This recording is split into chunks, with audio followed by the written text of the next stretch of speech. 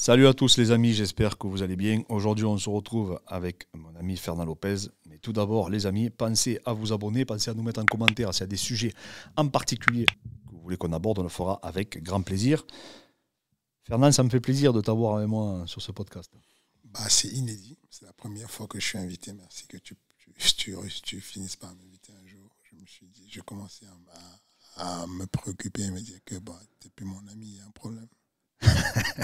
Alors pour la petite information, quand je suis rentré en DES, du coup à l'INSEP, donc c'est le plus haut diplôme en fait, du ministère des Sports, Fernand était mon tuteur. Parce qu'il avait été major de promo en fait, du DES 2-3 ans avant, hein, c'est ça Fernand à peu près? C'est bien ça. Et en fait, donc, le DES, c'est un diplôme qui est spécialisé dans la performance sportive de haut niveau. Et donc j'étais vraiment heureux que tu sois mon tuteur. Et d'ailleurs, quand tu m'as présenté un jour dans un cours ta charge d'entraînement, je voulais t'attaquer. Je me suis dit, je vais me le faire, mon tuteur, pour te prouver que j'avais bien bossé et que sur la quantification, en tout cas, de l'entraînement, j'étais meilleur que toi. Mais en fait, quand tu me l'as présenté, j'ai été agréablement étonné que tu aies autant de connaissances en prépa physique, parce que je sais aussi que tu as passé, et tu n'en parles plus maintenant dans tes podcasts, mais je sais que tu as passé un diplôme à Dijon, il me semble aussi, de préparateur physique. À l'INSEP même, la première promotion du diplôme de préparation physique de l'INSEP, j'y étais. D'accord. Et après, parallèlement, tu as passé le DES. C'est ça. Parce qu'à la base, tu étais préparateur physique et en même temps coach de MMA. C'est ça.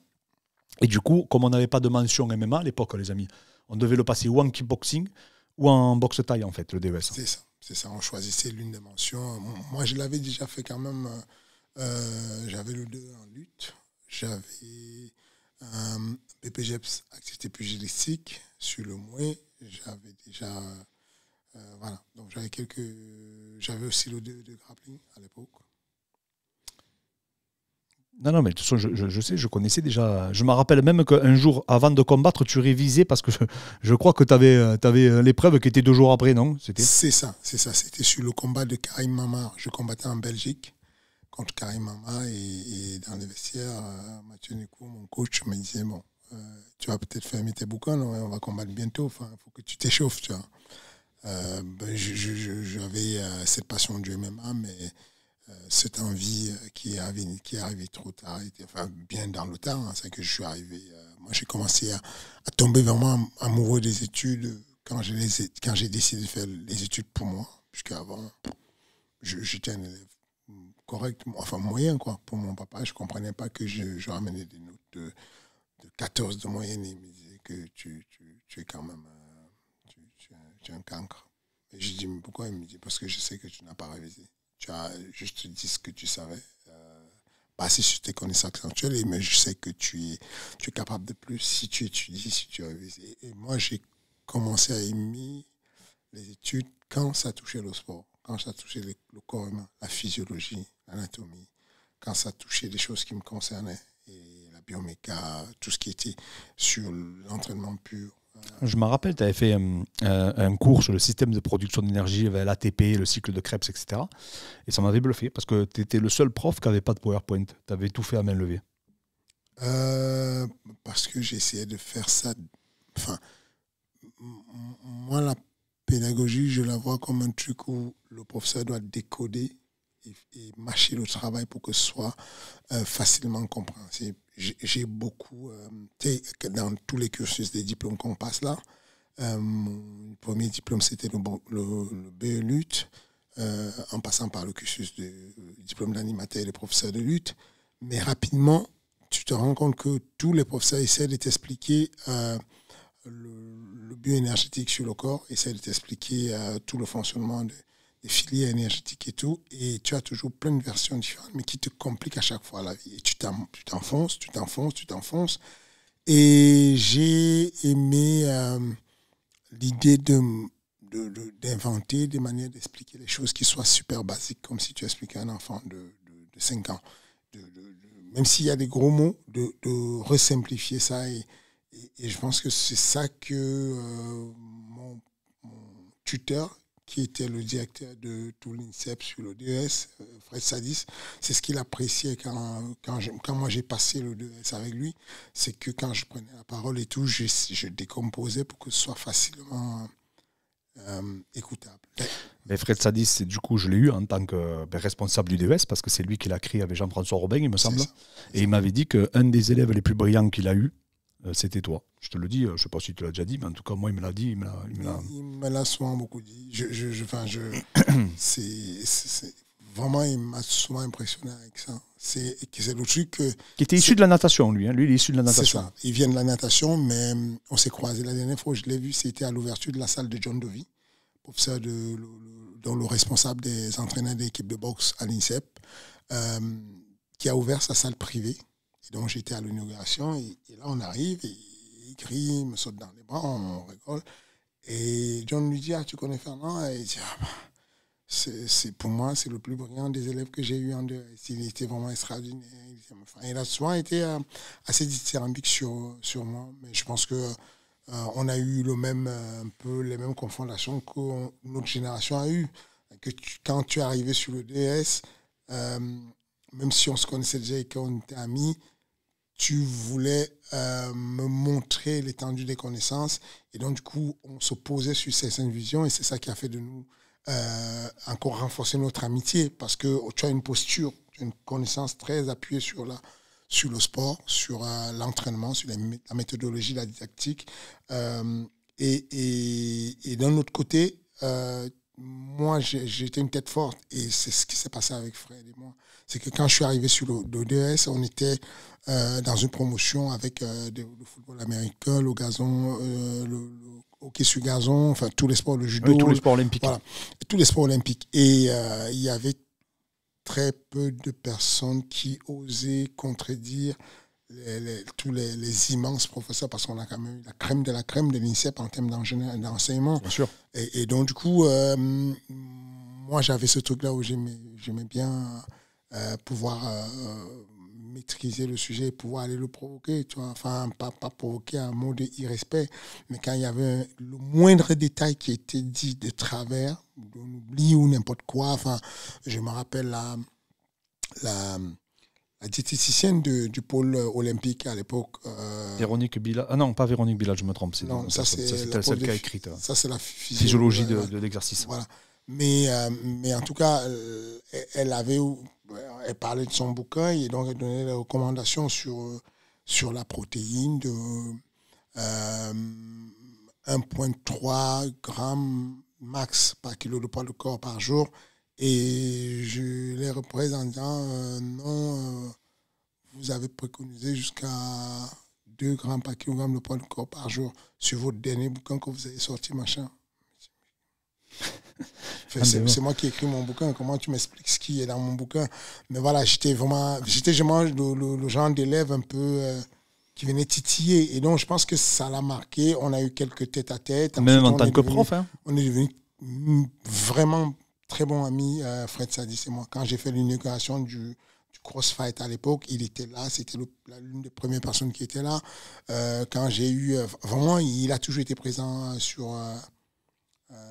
à chaque fois que c'était possible. Ben, je sais, et puis nous, tous les deux, on s'est sacrifiés. Les gens, ce que vous ne savez pas, c'est qu'avec Fernand, on s'est frité parce que moi, je voulais me le faire. Parce que Fernand, moi, je poussais beaucoup la physio, la biochimie, je voulais le coincer. Et j'avais quand même pas mal de difficultés à te coincer.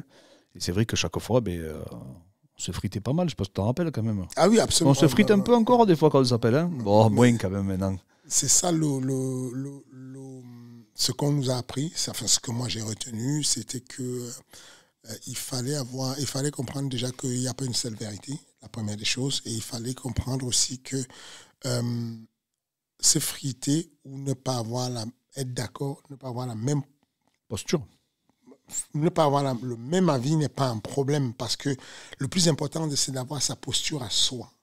Si le hasard fait qu'on ait la même posture, tant mieux, mais il faut qu'on puisse avoir une posture. Ce qu'on a retenu, nous, de nos formations, c'est que ne pas avoir une posture était être vide, être plat, ça veut dire que tu lis un truc aujourd'hui le lundi, tu lis un autre truc le mercredi, tu es perdu parce que tu n'as pas de posture. Au bout d'un moment, quand tu as fait la synthèse de toutes tes lectures, tu dois être capable de te décider ok, pour moi, comme j'ai lu des bouquins sur le Muay Thai, comme j'ai lu des bouquins sur la boxe anglaise ou la boxe française, et comme il n'y avait pas de la la production écrite sur le MMA, bon, je vais choisir ma posture, je vais combiner un peu de ça, et je vais décider que j'ai envie de faire ça comme méthode d'entraînement. Et c'est de ça que c'est le résumé que moi j'ai eu. Ça m'a d'ailleurs causé beaucoup de problèmes dans ma vision de l'entraînement pur. Par exemple, quand je vais sur la ceinture contre Stipe Miocic, la première fois où je vais pour la ceinture de l'UFC, c'est très impressionnant. Tu arrives, il y a des gens qui savent déjà ce qu'ils font, qui sont des très bons coachs, des anciens coachs qui ont souvent gagné, parce qu'ils étaient bons coachs ou simplement parce que même une montre cassée donne 2 fois l'heure par jour. Enfin, il y a des mecs qui arrivent, il va coacher, il est bidon, mais bon, c'est le moment où l'heure va donner, quoi, et puis il va prendre la ceinture. Donc, il y a un peu de tout. Mais en tout cas, moi, j'arrive dessus et il y a un protocole à l'UFC. Tu arrives, si on te demande de prendre un sac plastique, de mettre un peu de glaçon dessus, d'avoir une poche, et avec cette poche-là, tu vas mettre sur la nuque de ton élève, histoire de l'eau refroidie, baisser la température, parce que ça a été fait comme ça depuis des années, que dans Rocky on a vu ça, que dans tous les films Grace on a vu, tous les films de boxe et tout, on a vu on avait une éponge qu'on met sur le dos, sur la nuque de la personne pour refroidir, soi-disant. Et de ce que j'avais, j'ai pris la posture très risquée sur le titre de championnat du monde, d'apporter une méthode que j'avais utilisée à ma salle, que j'avais adaptée, qui était de mouiller des serviettes relativement grandes, moyennes en tout cas pour couvrir le corps des poids lourds, de les mettre dans de l'eau pendant 2 heures, pendant le temps qu'on est dans les vestiaires, dans la glace, de les humidifier, ensuite de les mettre entre la glace, et que ces serviettes-là, on les sèche, mais quand je les déploie et que je les pose sur l'élève, le dos de mon adversaire, de mon élève, ou la poitrine de mon élève, j'obtiens une baisse de ce qu'on appelle la thermorégulation du corps. Parce que tu vas couvrir en fait tu vas couvrir plus de surface en fait, en réalité. Et automatiquement, ça a une incidence plus positive. Absolument, parce qu'on sait que la thermorégulation va consommer de l'énergie, parce que le corps se bat pour refroidir, pour pouvoir donner la possibilité d'un autre round. Et en gros... D'ailleurs, je te coupe, excuse-moi, mais pour ceux qui ne savent pas, c'est un réflexe préventif. Et pas tous les mammifères, malheureusement, l'ont. Et c'est un héritage qu'on a du coup par le passé. Parce que c'est ce qui faisait la différence quand on chassait avec nous, par exemple. Et en fait, par exemple, je te dis une bêtise, une antilope. Et du coup, on les avait sur la longueur parce qu'on a cette capacité non seulement à transpirer, mais à évacuer la chaleur. C'est exactement ça. Les guépards, par exemple, ont ce problème-là où ils ne courent pas très longtemps. Ils s'arrêtent très rapidement après une bonne accélération, alors qu'ils ont une pointe de vitesse incroyable, parce que le système de refroidissement n'est pas le bon. Et l'idée, c'est qu'on est doté de ça, de ce système de refroidissement, qui a été d'ailleurs testé. Cette méthode a été testée sur les Jeux Olympiques en Chine, avec ce qu'on appelait la cryoveste. Les athlètes avaient une espèce de veste dans laquelle il y avait des poches, qu'on mettait des glaçons, et ça permettait de refroidir rapidement les gars et qu'ils étaient un peu plus endurants. Donc c'est cette méthode-là que j'avais créée et que je me suis dit, comment je fais pour pouvoir refroidir mes gars un peu plus rapidement que juste une éponge. Et ça, c'est une posture. Ce que j'aime, c'est de me dire que ce que j'aime de mes élèves, c'est que je leur enseigne des trucs et j'espère qu'au bout de quelques temps, ils deviennent autonomes et qu'ils prennent une posture pour améliorer ce qu'ils ont vu pendant longtemps. Ne pas rester sur les dogmes qu'ils ont vus de moi, mais qu'ils puissent modifier et ne pas rester sur les connaissances empiriques, mais amener aussi de leur posture. Fernand, le MMA Factory, ça a combien d'années maintenant ? 12 ans. Non, 10 ans. On a été créé en 2012, donc 11 ans bientôt. D'accord. C'est quoi... Alors après, on va parler de la prépa, parce que tu sais, moi, je suis très entraînement. C'est pour ça que je voulais faire ce podcast avec toi, pour parler vraiment de ce sujet-là, hein, pas aborder d'autres sujets de management et tout. Tu sais que moi, c'est pas du tout qui m'intéresse. C'est quoi la recette du succès pour les entraîneurs qui nous écoutent, hein? Comment on fait pour créer un MMA Factory ? En 10 ans, partir de rien, parce que moi, je t'ai connu, tu étais chez Matunicourt, tu tenais les pas hauts. Ça me prend pas mal, hein, mais c'est vrai. Ah, c'est absolument, j'en suis fier. Oui, bien sûr. J'étais l'assistant de Mathieu Nicourt. Et 10 ans après, je te vois, tu amènes des mecs à la ceinture UFC, et surtout, tu as un mec, alors ça je te poserai la question après, mais après je te poserai la question. Mais du coup, c'est quoi la recette du succès ? La recette du succès, moi, je pense que c'est l'amour de ce qu'on fait. Il y a ce qu'on se dit là dans les médias, il y a notre manière de bosser, il y a le côté, tu es un entrepreneur, tu es très agressif. Et donc, du coup, tu parles des choses qui fâchent, des choses qui sont très concrètes, qui parlent d'argent, qui parlent de... Mais du coup, les gens ne voient pas exactement le côté amoureux que tu as pour le truc. Mais je vous promets, si vous êtes là et que vous faites de l'entraînement, je vous conseille, soyez amoureux de ce que vous faites. À partir du moment où vous n'aimez plus votre métier, à partir du moment où vous changez d'avis et que vous n'êtes plus amoureux, laissez tomber. Laissez tomber parce que vous allez le ressentir tout de suite que la production sera mauvaise. Ce que vous faites ne sera plus de bonne qualité. C'est très important d'aimer ce qu'on fait.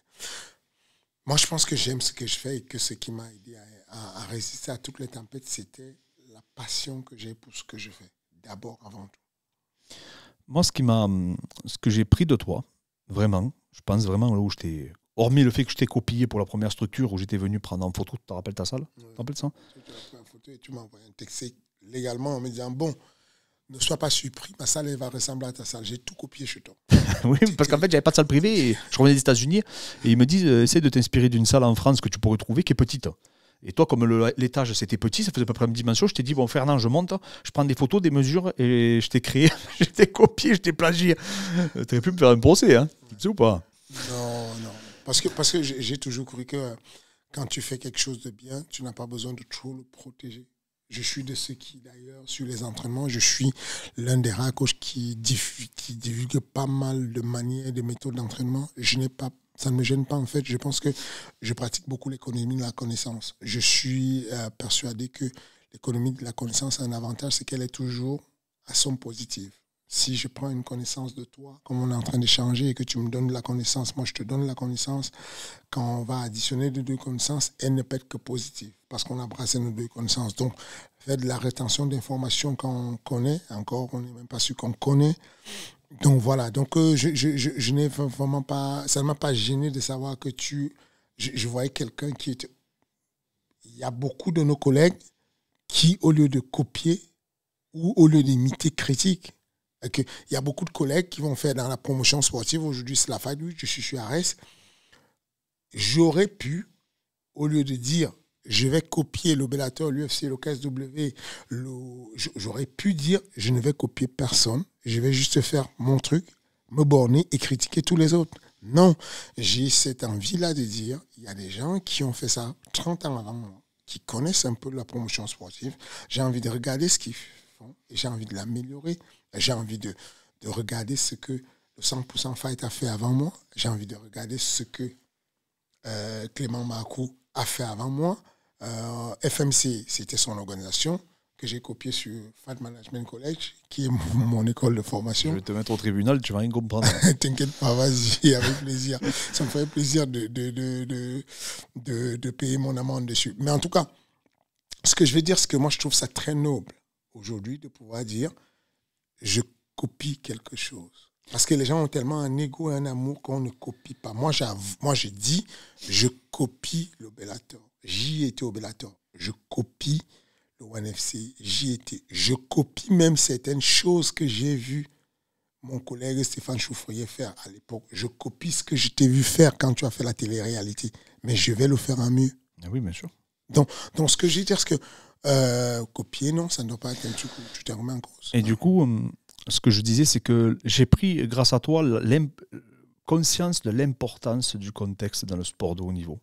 En fait, je me suis rendu compte que tu as créé un contexte qui était favorable à la performance. Et du coup, c'est ce qui a fait que ça t'a permis d'avoir beaucoup d'athlètes. Et après, c'est la loi du nombre, Fernand. C'est-à-dire qu'après, aujourd'hui, il y a des Dagestani, il y a beaucoup de gens qui traversent la planète pour venir s'entraîner chez toi. Donc, du coup, effectivement, tu sais, aujourd'hui, il y a deux débats qui s'affrontent. Il y a le débat des formateurs, il y a le débat des entraîneurs. En gros, c'est ça. Il n'y a pas de mieux. Les deux marchent. Tu as des gens qui ont formé leurs élèves. C'est quand même rare, mais il y en a. Mais par contre, tu as des gens qui récupèrent des gens déjà qui sont à un très haut niveau. On pense à Trevor Whitman, par exemple, qui récupère des gens qui sont déjà champions de l'UFC. Absolument. Est-ce que ça fait de lui un mauvais entraîneur? Non. Parce qu'il y a des personnes, et ça, on le voit quand même, hein, tu ne le vois pas dans les autres sports, parce qu'il y a des personnes, en fait, qui ne se rendent pas compte que c'est sur des détails, après. Et peut-être qu'à un moment donné, Eh bien, par exemple, Mourinho, tu comprends bien que tous les joueurs qu'il a récupérés, c'était déjà extrêmement fort. L'entraîneur de Canelo ou Freddy Roche, quand il récupère des boxeurs, quand il a récupéré Pacquiao, par exemple, c'était déjà un phénomène. Mais, en fait, là où les gens et le grand entraîneur va faire la différence, c'est qu'il va avoir des détails, et ces détails-là, en fait, qu'il va apporter, vont lui permettre, eh bien, ça va être la différence entre le haut niveau et le très très haut niveau. Et du coup, c'est vrai que comment ça s'appelle, là, tu as créé un contexte qui est tellement favorable, dans le sens où tu as une superbe structure, où tu as créé même une maison pour accueillir les combattants, etc. Ça les met dans un environnement qui te pousse un peu comme un pôle, comme tu aurais pu retrouver à l'INSEP, parce qu'on voit que tu t'es inspiré aussi de Merci, c'est ça, l'INSEP, tout simplement. C'est ce qui me venait en tête, ouais. Et ça, je sais qu'en France, pour moi, tu es un des pionniers à l'avoir fait, tu vois. Alors après, il y avait aussi le Platinium aussi, hein, qui était aventuré. Hatch aussi le fait dans son style à lui. Mais bon, toi, tu l'as vraiment privatisé avec une salle vraiment qui est énorme. À Paris, c'est pas facile aussi, avec les loyers et tout, je sais pas comment tu fais. Mais en tout cas, c'est là où j'ai pris conscience, je me suis dit, pour que les gens viennent, il faut non seulement avoir des compétences et une certaine remise en question, mais en plus de ça, il faut que le contexte de ta structure soit favorable à la perf et que tu mettes en place une équipe comme tu as fait toi, etc. Absolument, absolument. Je pense que c'est ça la clé, c'est que au bout d'un moment, tu vas être obligé de mettre une casquette d'entrepreneur. C'est que tu peux être un excellent entraîneur, mais il est très, très difficile d'être un bon entraîneur si tu n'es pas allé jusqu'au bout d'avoir ta structure. C'est quand j'ai une société qui s'appelle Consulting Fight IQ, qui est ma société qui conseille des entrepreneurs qui veulent créer des sociétés. Je viens de terminer un gros chef-d'œuvre en Afrique du Nord.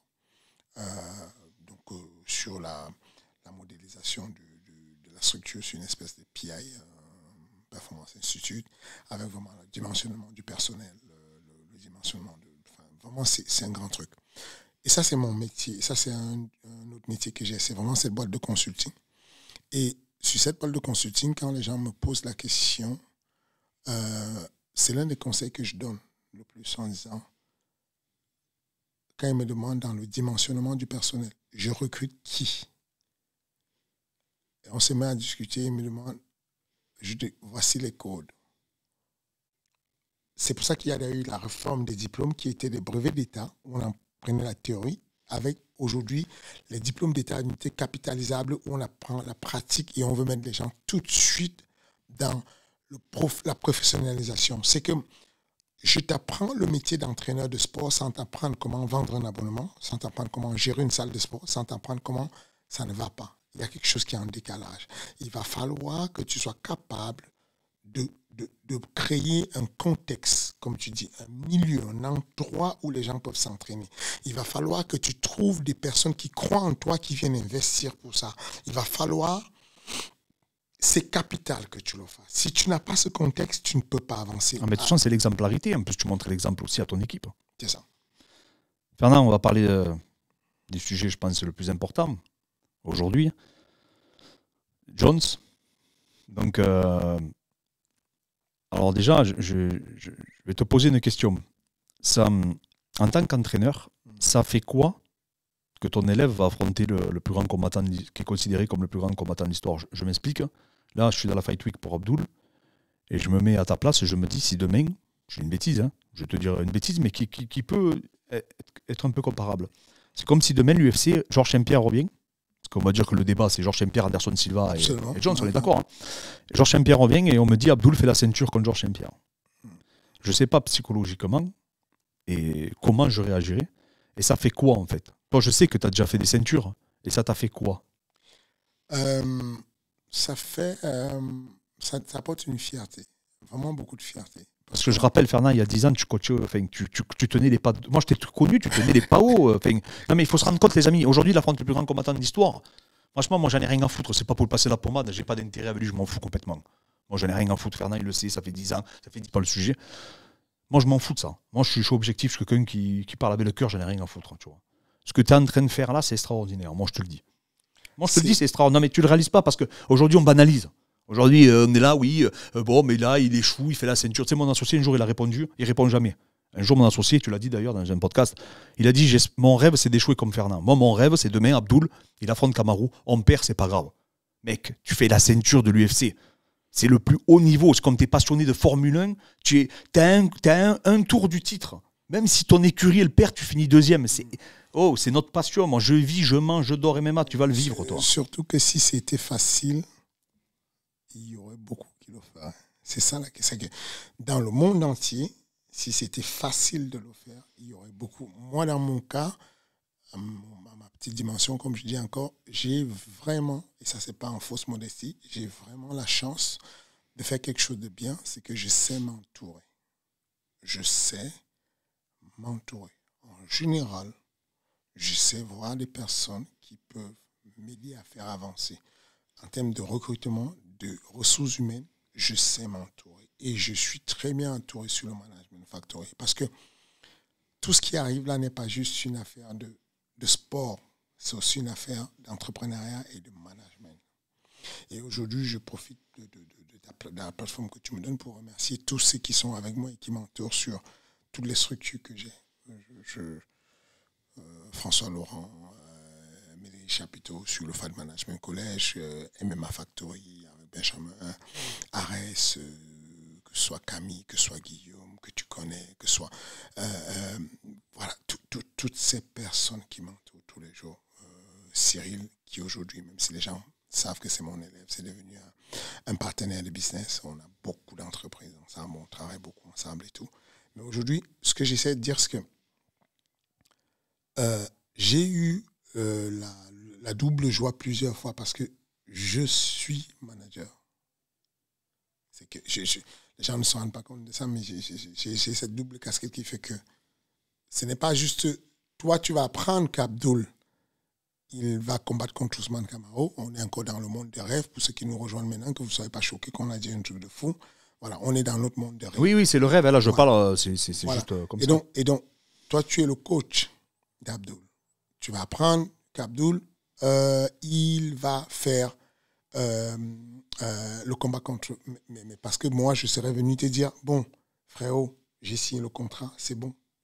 C'est ce qui se passe. C'est que moi, doublement, je dis à Cyril, ok, comme tu vas venir coacher Nassour, moi, je vais tenter un truc. Je pense qu'on peut affronter. Il me dit, frérot, arrête, tu vois bien que tout est bien maqué et tout. Francis, machin, j'ai dit, non, c'est jamais verrouillé. Il faut bousculer, il faut chercher, il faut essayer. Je suis persuadé qu'il y a moyen, il y a de la place. Il faut juste avancer, proposer, donner des idées aux gens. Il y a une narration qui est dans la tête des êtres humains. On a envie de voir ce combat. On visualise le combat de Conor contre Khabib et on le visualise et on dit ça, c'est le combat qu'on veut. Mais le jour où Khabib n'est pas là et qu'on visualise Poirier contre Conor, on dit hey, mais attends, on n'avait pas prêté attention, c'est un bête de combat en fait. Ben, c'est la même chose. Mais il faut que quelqu'un se prononce. C'est une leçon de management que j'ai envie que je donne à mon école en disant quand tu es un combattant comme Abdoul, tu es le chef de ton bateau. Tu pilotes un bateau. Les gens ont besoin de savoir, ton équipage a besoin de savoir, est-ce que tu vas à bâbord, est-ce que tu vas à tribord, qu'est-ce que tu veux faire? Qu'est-ce que tu veux faire? Tous les jours, les gens veulent savoir où tu vas. Et je ne l'aurais pas dit si Cyril ne m'aurait pas balancé chez RMC Sport en disant c'est l'idée de Fernand, c'est lui qui a dit qu'on mette le tweet. Mais voilà, je me tue à dire... Mais ça, tout le monde l'a compris, que c'était pas lui. Et à chaque fois, c'est toi que tu fous le bordel de partout où tu passes. Bon, voilà. Du coup, moi, je négocie quand on est arrivé dans les bureaux de Hunter et qu'on était là. La première chose que Hunter, avec lequel je communique beaucoup, a dit à Cyril, c'était ton manager me casse la tête, c'est incroyable. Depuis le combat de Percy, il me persuade que tu devrais combattre contre John Jones. Tu devrais combattre contre John Jones. Et aujourd'hui, je vous reçois et il ne sait pas encore, mais je pense qu'on n'est pas loin. Je dis, what? Il me dit, je ne voulais pas te le dire, je n'étais pas sûr, mais je pense que ton idée n'était pas mal. Parce que j'ai vu l'étude que vous avez fait et j'ai vu la réaction des gens. Je me rends compte que j'ai sous-estimé le nombre de personnes qui ont envie de voir un combat technique. Donc, ça m'intéresse. Je vais voyager, je vais aller voir John Jones. S'il me donne le OK, on est parti. Et après, c'était parti, c'est ça? Et après, c'était parti. Donc, moi, je reçois le texto après qui me dit, écoute, ne dites rien. Demain soir, lors du combat de Nassourdine, Dana White va annoncer le truc. Et je montre la photo, j'envoie la photo à Hunter. Il me dit, hier, il y a quelqu'un de truc qui devait manipuler son ordi et il devait le manipuler pour que la page soit sur son ordi, mais il a fait l'erreur, c'est sorti à l'extérieur. Et là, en ce moment, Dana White est pissed off à mort, il va le virer. C'est chaud et tout, mais en tout cas, c'est pas grave. On va tout éclater sur le pay-per-view. Let's go. C'est pas un problème. Donc voilà comment on y est.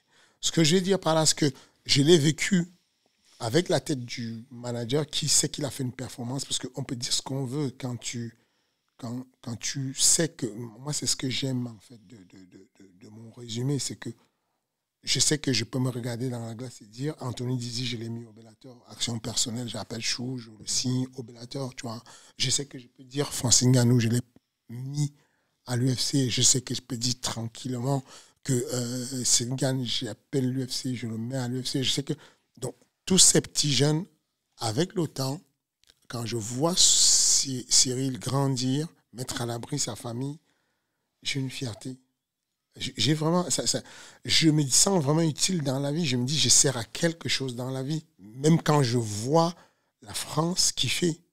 Enfin, je suis d'origine camerounaise, mais voir 17 000 Français qui chantent l'hymne national. Ah, c'est incroyable. Et que parmi les 5 athlètes qu'il y a là, j'en ai 3 que j'ai placés personnellement à l'UFC.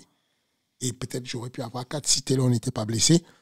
Pour moi, ça apporte une certaine joie, un plaisir de se dire, bon, finalement, je ne suis pas si inutile dans la vie. Je sers à quelque chose, un peu. Et donc, c'est comme ça que je l'ai vécu. Tu es un acteur, Fernand.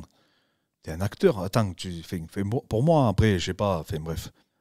Moi, je trouve ça, après, c'est à mon humble niveau, moi, je trouve ça exceptionnel. Après, je sais pas ce qu'il faut faire pour être exceptionnel, tu vois. Ce qu'il faut faire, je sais pas. Le problème de l'exception, c'est que si tu veux faire quelque chose d'exceptionnel, tu vas t'exposer. Aujourd'hui, tu fais des choses exceptionnelles avec ton programme, Clément Marco, et tu verras, ou si tu ne vois pas encore, mais tu verras que tu vas t'exposer. Parce que il y a, comme je disais tout à l'heure, il y a ceux qui disent l'heure et ceux qui fabriquent la montre. Oui, toi, tu fabriques la montre, et donc quand tu fabriques la montre, il y a des conséquences. Il y a des gens qui ne l'entendent pas bien. Tu sais, je dis pour les gens, Thibaut InShape, c'est le mec le plus gentil de la Terre. Il n'a jamais critiqué personne, il n'a jamais clashé personne, Thibaut InShape. Le mec, il se fait lyncher, littéralement, sur les réseaux. Moi, le premier, j'étais un des premiers à le critiquer, pas ouvertement, mais avec les préparateurs physiques, quand il est arrivé, tu te rappelles, on se moquait tous de lui. Et le mec, c'est un super mec. Le mec n'a jamais critiqué personne dans aucune vidéo. Et le mec, il s'est fait littéralement lyncher. Donc, quoi que tu fasses, malheureusement, voilà. Malheureusement, c'est comme ça. Comment ça se passe, le cas d'entraînement là? Quand tu démarres, c'est quoi qu'on va faire? On part sur quoi? Une programmation? Parle-moi d'entraînement. On a déjà démarré avant. On avait démarré avant. J'avais dit à Cyril que je veux qu'on reprenne. Parce que je pense que la narration qu'on nous a donnée pour le 4 mars, on peut la renverser. D'accord. Tu es numéro 1, tu es légitime, tu peux le faire. Et donc, on avait commencé déjà les déplacements. On avait commencé beaucoup les déplacements. Il avait repris la prépa physique? Comment ça se passe? On a repris la préparation physique avant même de voyager pour Nassourdine. On a repris, il a aidé Nassourdine sur le sparring, à boxer. On a repris beaucoup de sol de sol avec Reda, même touche. Voilà, qu'on ne présente plus sur le sol. Ah oui, c'est un des meilleurs Français, Reda. Voilà, donc il m'a encore fait kiffer, quoi. C'est que... Et ça, les gens ne vont pas m'empêcher de le dire. Je donne un ressenti. Je ne vous dis pas qu'il est magicien et qu'il va gagner son combat et qu'il va tuer John Jones ou qu'il va faire quoi que ce soit. C'est pas ce que je dis ici. Peut-être on va arriver, on va perdre, c'est pas grave. Je vous dis qu'en tant qu'être humain, et je parle de manière très sincère, je vois ce petit s'entraîner. Je dis, je le gronde. Je dis, pourquoi tu ne fais pas que ça de ta vie? Comment, Cyril, tu réussis à faire autre chose que de faire ça quand tu sais que tu es un génie et que si tu fais ça. C'est-à-dire que sur le schéma d'apprentissage, tu veux dire, sur le schéma d'apprentissage, donc la capacité qu'il a à enregistrer l'information, la traiter et derrière la retransmettre. J'ai jamais vu ça, frère. Même pour les sports de préhension et tout, tu vois, il a des facilités. Je te parle du grappling. Oui, mais c'est pour ça que je te pose une question. Je te dis que je le vois. Là, récemment, on est dans les vestiaires et on a terminé l'entraînement de Nassau. Lui, il est sur le côté, donc maintenant, c'est son entraînement avec Reda, même touche. Il sort des triangles. Des triangles bien placés, il se décale, angle droit, il sort des omoplatas. Avant, il faisait que des mouvements trop compliqués. Il aimait la complexité. Des trucs comme des twisters et tout. Là, maintenant, il commence à capter les basiques. Et je dis, mais regarde la vitesse à laquelle tu apprends. Pourquoi tu fais pas que ça? Si on me donne on me donne quelque chose, on me dit, si tu veux être le coach de tous les temps, voilà ce que tu dois faire. Tu dois juste sauter tous les jours. Mais je saute tous les jours, frère. Il me dit, j'essaie le king, je suis flemmard. Tu le sais comment je suis, moi. Je suis un flemmard. Donc voilà, on a commencé depuis. Dès qu'on est sorti du bureau... ça lui a donné un élan de motivation, non? Voilà. C'est incroyable. Dès qu'on est sorti du bureau de Dana, ça avait changé. Oui, attends. On est revenu, j'étais en train de marcher avec lui non, j'étais en train de marcher avec les gars avec lesquels on allait s'entraîner, donc Ibrahim, Nassoudine, machin. J'ai dit, bon, observez tout à l'heure. Il n'est pas avec nous, il est déjà à la salle. Parce qu'on l'a appelé, on est allé dans sa chambre, lui, il était déjà à la salle. J'ai dit, observez l'entraînement tout à l'heure, vous me dites s'il y a une différence. Et là, il y a Pierre-Yves de la SEO qui fait, attends, il y a quoi? Je dis, non, il n'y a rien. Je dis, observez, vous me dites s'il y a une différence. Vous allez voir comment le traitement d'information change l'être humain. On est arrivé à la salle, le mec, on n'a rien dit. Personne n'a rien dit. Il a gardé l'info, moi j'ai gardé. Mais le comportement, on disait, mais non, arrête, il y a un truc qui se passe. Dites-nous qu'est-ce qu'il y a. Pourquoi il est énervé comme ça? Fernand, tu t'apprêtes à affronter le plus grand combattant. Je te dis, par considéré par quasiment tous les observateurs, même s'il a été comportement sulfureux, dopage, cocaïne, on sait, comme Tyson. Oui, mais on le sait. 14 défenses de titre, c'est chaud quand même. Non. 11 défenses de titre, c'est chaud. Il est champion, c'est l'homme de tous les records, champion à 23 ans et tout. Quand on te dit, tu affrontes pour la titre UFC, surtout que là, c'est un choc émotionnel, parce que pour lui, c'était Francis, psychologiquement. C'est ça. Ce qui était logique, tu l'as très bien dit, normalement, ça aurait dû être Francis, en réalité. Et là, d'un coup, on te dit c'est toi, et là en plus tu es confronté, et on te dit tu prends le plus grand, celui-là qui est considéré comme le plus grand combattant de l'histoire, mais tu m'étonnes que ça le transcende, ça doit être inexplicable. C'est ça. Il est complètement transcendé, il est transformé. Pour la première fois, je l'entends me dire, j'entre dans ma bulle. Donc voilà, pour la première fois, j'entends Cyril me dire, j'entre dans la bulle, quand on reparle, j'entre dans la bulle, je ne veux pas de médias, on s'enferme, on ressort de la cave après le combat. Là, il faut, restons, on va. Et ça, c'est fou. Elle est super focus. Sa charge d'entraînement, c'est quoi? Combien de fois il s'entraîne? Comment ça se passe? Je ne parle pas du spécifique, tu n'es pas obligé de nous donner des détails, mais juste pour savoir à peu près une vision globale. Il a 2 sparring durs par semaine. Il a 2 sparring légers qui sont plutôt sur... donc 2 sparring durs qui sont sur le global, MMA. 2 sparring légers qui sont sur la lutte et le grappling.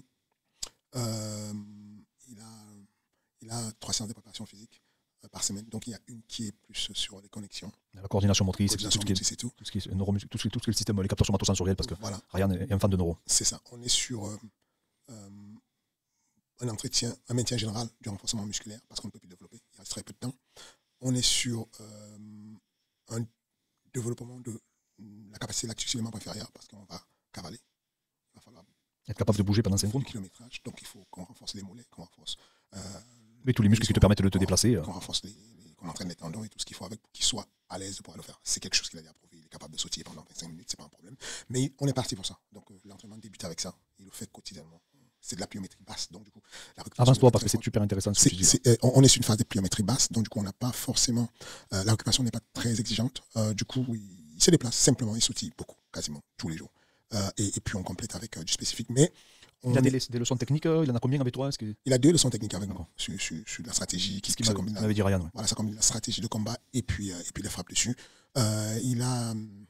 Oui, voilà. Avoir des analyses vidéo, vous avez effectué des analyses vidéo tous les deux, vous vous concertez? Non, je n'analyse pas avec lui. J'analyse de manière unilatérale. Ensuite, je vais avec le programme, je Je lui donne des bouts de vidéos que j'ai choisis. Je lui montre les adaptations pédagogiques par rapport à ces bouts de vidéos. Il n'aime pas trop perdre le temps à vouloir choisir. Il a besoin d'être pris en charge. Il a besoin qu'on lui marche le boulot et que tu voilà, qu'il se libère complètement le cerveau. Certains trouvent que c'est ne pas être contrôlable et ils veulent garder le contrôle. Et je trouve que c'est très intelligent de se dire, je me soulage le cerveau, je prends ce qu'on me donne, mais ça, il faut de la confiance, il faut faire beaucoup confiance pour arriver à ça. Il est relâché, lui, il a cette capacité. Moi, je ne sais pas si j'aurais été capable de le faire, en tout cas. Mais il est très détaché, Cyril, du MMA. C'est ça. Donc, ça permet qu'il me laisse, il me fait confiance. Analyse et tout, je revois, on revoit, et quand tu vois, il fait, je capte. Ah oui, non, c'est ça, je pense aussi ça, je capte. Et puis voilà. Fernand, j'ai rien à rajouter. Franchement, moi j'ai trouvé cet échange vraiment très intéressant. Tu as abordé des sujets que tu abordes rarement dans les vidéos, parce qu'en général, on te parle toujours des projets. Moi, ce que je voulais parler avec toi, c'était surtout le parcours, les conseils que tu pourrais donner aux nouveaux entraîneurs, aux pratiquants, aux enseignants. Et voilà. Non, franchement, j'espère que l'aventure va continuer. Et j'espère surtout que vous allez être les premiers à. Tu sais, non seulement il peut être le premier français, mais ça, je te dis franchement, c'est une prouesse, c'est extraordinaire. Mais la plus grande prouesse, selon moi, c'est d'arriver à battre Jones. Parce que n'oublie pas un élément, c'est que personne n'a jamais réussi pour l'instant. C'est pour ça qu'il est considéré comme le plus grand. Et j'espère en tout cas que vous allez réussir. Pour nous, pour le MMA français et pour l'histoire. Il n'y a pas de raison. Il le mérite, Cyril. Ils le méritent tous d'ailleurs, ces jeunes. Ils font beaucoup de boulot. Même ceux que je ne connais pas, qui sont dans d'autres teams. Je pense que c'est bien ce que le MMA français devient. On le voit avec Saladin, on le voit avec Benoît, on le voit avec tous ces combattants. C'est très bien. On voit qu'il y a quelque chose qui s'est passé. Il y a une impulsion qui est passée. Et c'est bien, ils commencent à croire sérieusement. Et c'est très bien de croire à leur chance. Ne laissez pas les gens vous décourager, vous dire que ce n'est pas possible. Oui, j'avais Manon tout à l'heure. Non, mais tu as raison. Non, il faut le croire. Manon pourrait être la première championne et pourrait aller très vite après le combat qui va se passer là. Je pense vraiment qu'il faut garder ce truc-là en tête et se dire qu'il faut continuer à essayer. Et puis si on échoue, on se relève, on ne va pas. Il n'y a rien. En fait. Oui. De toute façon, tout le monde a échoué avant toi, Fernand. Tu ne seras pas le premier là, en tout cas. Même après moi, ça fait. Je veux dire, ce n'est pas. Moi, j'ai un tel respect pour. On parlait de Trevor Whitman, j'ai un grand respect pour lui. Mais Trevor Whitman, dans l'espace d'un an, il est passé du meilleur coach du monde au pire coach du monde. Parce que, oui, mais bon, par les gens qui malheureusement n'ont pas trop de connaissances. C'est ça, c'est que le mec était meilleur coach il y a quelques temps, il a perdu 2 ceintures. Et dès qu'il perd, on dit bon, non, Ousmane, il faut changer de team, quoi. C'est pas une bonne team. Et puis il y a l'autre, Rose Damascena, qui perd. Bah non, il faut changer de team, Trevor, il n'est pas bon. Donc c'est très dur de voir la conception que les gens ont de la performance sportive. Mais je pense que c'est un parcours qui est intéressant. Moi, ce que j'aime, c'est le parcours qu'on fait. Moi, aujourd'hui, si ça s'arrêtait aujourd'hui net, avant même qu'on affronte Johnson s'arrêtait, je serais très fier du parcours que j'ai fait avec Cyril et je serais très fier du petit parcours que j'ai fait avec le MMA Factory. Écoute, Fernand, on devait faire 10 minutes. On a fait au moins 45 minutes ou je sais pas combien. Qu'est-ce que tu as à dire pour finir? Fallait pas m'inviter. Tu suis mes vidéos au moins là? Tu les regardes mes vidéos? Si, je regarde. Je sais que une fois tu m'envoies, tu me dis c'est intéressant ce que tu as dit sur les chronologies. Je regarde, j'ai regardé ton analyse sur le combat de Nassoudine. J'ai trouvé ça juste. J'ai trouvé c'était assez objectif et juste. J'ai regardé. En tout cas, merci merci à toi. Merci à toi, Fernand. D'échanger avec toi, ça fait super longtemps. Oui, moi aussi, ça fait un moment. T'as un mot à dire? T'as quelque chose à nous dire? Non, merci beaucoup à vous qui nous suivez.